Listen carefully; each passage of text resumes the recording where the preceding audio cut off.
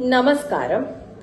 നിയമസഭയിൽ രമേശ് ചെന്നിത്തലയുടെ mister chief minister എന്ന ആവർത്തിച്ചുള്ള വിളിയിൽ പ്രതികരിച്ച് സിപിഎം കേന്ദ്ര കമ്മിറ്റി അംഗം EP. Jayarajan. Mister chief minister എന്ന വിളി അഹംഭാവം നിറഞ്ഞതാണെന്നും ഇതിന് മരുന്നില്ലെന്നും ഇ.പി. പറഞ്ഞു.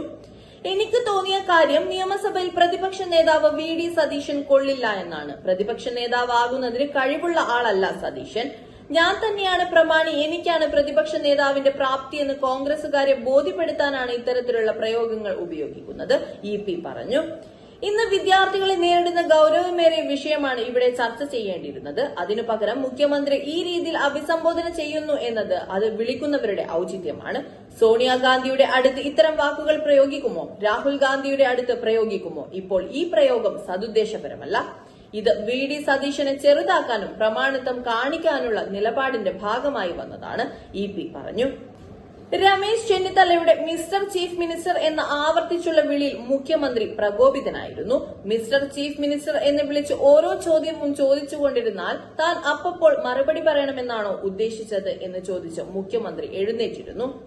മിസ്റ്റർ ചീഫ് മിനിസ്റ്റർ എന്ന് പറഞ്ഞ് അദ്ദേഹം കുറെ ചോദ്യങ്ങൾ ചോദിച്ചുകൊണ്ടിരിക്കുകയാണ്.